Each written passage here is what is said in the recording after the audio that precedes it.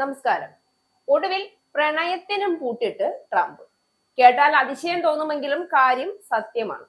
പ്രണയത്തിനും സ്ത്രീ വിഷയങ്ങളിലും എത്രയോ വട്ടം ചീത്തപ്പേര് കേട്ട ട്രംപിനാണിപ്പോൾ പ്രണയത്തിനോട് വല്ലാത്ത അലർജി തുടങ്ങിയിരിക്കുന്നത്.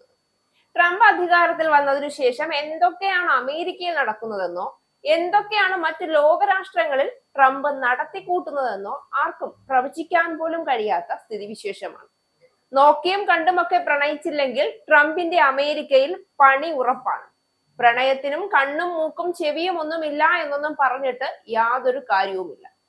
ഇത്തരത്തിൽ പ്രണയിച്ചതിന്റെ പേരിൽ ഇനി ജോലിയുമില്ല, കൂലിയുമില്ല, വീട്ടിൽ പോയിരുന്നോ എന്ന് പറഞ്ഞിരിക്കുകയാണ് ട്രംപ്.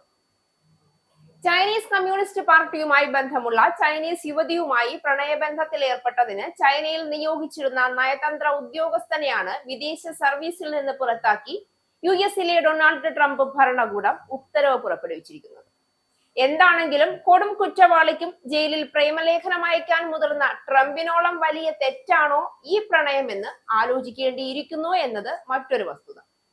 എപ്സ്റ്റീൻ കേസിന് വീണ്ടും തീ പിടിച്ചപ്പോൾ ആ ചൂടിൽ നിന്നും പുകയിൽ നിന്നും രക്ഷപ്പെടാൻ കിണഞ്ഞ് പരിശ്രമിച്ച് വിയർത്ത് കുളിച്ചിരിക്കുന്ന അമേരിക്കൻ പ്രസിഡന്റ് ഡൊണാൾഡ് ട്രംപാണ് ഇപ്പോൾ ഇത്തരം ഒരു ഉത്തരവുമായി രംഗത്ത് വന്നിരിക്കുന്നത്. US സ്റ്റേറ്റ് ഡിപ്പാർട്ട്മെന്റ് വക്താവ് ടോമി പിഗോട്ടായാണ് ഇക്കാര്യം പ്രസ്താവനയിലൂടെ അറിയിച്ചത്. അതേസമയം പുറത്താക്കപ്പെട്ട ഉദ്യോഗസ്ഥന്റെ പേര് വെളിപ്പെടുത്തിയിട്ടില്ല. എന്നാൽ ഉദ്യോഗസ്ഥനും അദ്ദേഹത്തിന്റെ ചൈനീസ് പ്രണയിനിയും ഉൾപ്പെടുന്ന വീഡിയോ കൺസർവേറ്റീവ് മുന്നണി പോരാളിയായ ജെയിംസ് ഓക്കീഫെ ഓൺലൈനിൽ പങ്കുവച്ചിട്ടുണ്ട് എന്നാണ് വിവരം. ചൈനയിൽ നിയോഗിക്കപ്പെട്ടിട്ടുള്ള അമേരിക്കക്കാരായ ഉദ്യോഗസ്ഥരും കുടുംബാംഗങ്ങളും ഉൾപ്പെടെയുള്ളവർ ചൈനീസ് പൗരന്മാരുമായി പ്രണയബന്ധത്തിലോ ലൈംഗിക ബന്ധത്തിലോ ഏർപ്പെടുന്നതിന് വിലക്ക് നിലവിൽ വന്നത് ജോ ബൈഡൻ ഭരണകൂടത്തിന്റെ അവസാന കാലത്തായിരുന്നു. സ്റ്റേറ്റ് ഡിപ്പാർട്ട്മെന്റ് പുറപ്പെടുവിച്ച ഈ വിലക്ക് പ്രകാരം ഇതാദ്യമായാണ് ഒരു ഉദ്യോഗസ്ഥൻ ജോലിയിൽ നിന്ന് എന്നാൽ പുറത്താക്കപ്പെടുന്നത്. വിഷയം പ്രസിഡന്റ് ഡൊണാൾഡ് ട്രംപും സ്റ്റേറ്റ് സെക്രട്ടറി മാർക്ക് റൂബിയോയും വിലയിരുത്തിയെന്നും CCPയുമായി ബന്ധമുള്ള ചൈനീസ് യുവതിയോടുള്ള പ്രണയം ഒളിപ്പിച്ചു വെച്ച് എന്ന് ഉദ്യോഗസ്ഥൻ സമ്മതിച്ചതിന് പിന്നാലെയാണ് നടപടിയെന്നും പിഗോട്ട് കൂട്ടിച്ചേർത്തു.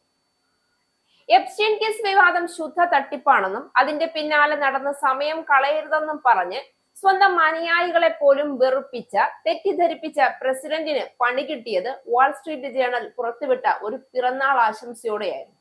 അതാണ് ട്രംപിന്റെ കഥ. 2003 ജെഫ്രി എപ്സ്റ്റീന് 50ാം പിറന്നാൾ ആശംസ അർപ്പിച്ചുകൊണ്ട് ട്രംപ് അയച്ചതെന്ന് ആരോപിക്കപ്പെടുന്ന കുറിപ്പാണ് വിവാദങ്ങൾക്ക് അന്ന് തീ പകർന്നത്. ഒരു നഗ്ന വനിതയുടെ രേഖാചിത്രത്തിനുള്ളിൽ സാക്ഷാൽ അമേരിക്കൻ പ്രസിഡന്റ് ഒരു ആശംസ ടൈപ്പ് ചെയ്തിരിക്കുന്നു.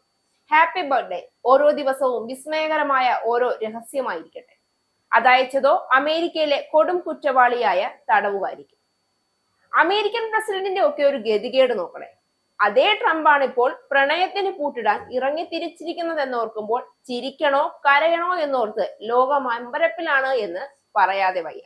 പക്ഷെ ആള് ട്രംപ് ആയതുകൊണ്ട് ഇതും ഇതിനപ്പുറവും ചെയ്തു കൂട്ടുമെന്ന കാര്യം ഉറപ്പാണ്. ഇസ്രായേലിന്റെ 5 സൈനിക താവളങ്ങളിൽ കനത്ത നാശനഷ്ടം. മോദി വെളിപ്പെടുത്തുന്ന ഇന്ത്യയുടെ വികസനത്തിന്റെ മയക്കുമരുന്ന് വിൽപ്പനയ്ക്കെതിരെ ശക്തമായ നടപടിയെടുത്ത് ഷാർജ പോലീസ്. അമേരിക്കയിലെ സാധാരണ മനുഷ്യരോട് കൂടിയാണ് കോൺഗ്രസിനുള്ളിൽ പങ്കുവയ്ക്കാൻ വി ഡി സതീശൻ ഓപ്പറേഷൻ സിന്ദൂറിൽ ഉപയോഗിച്ച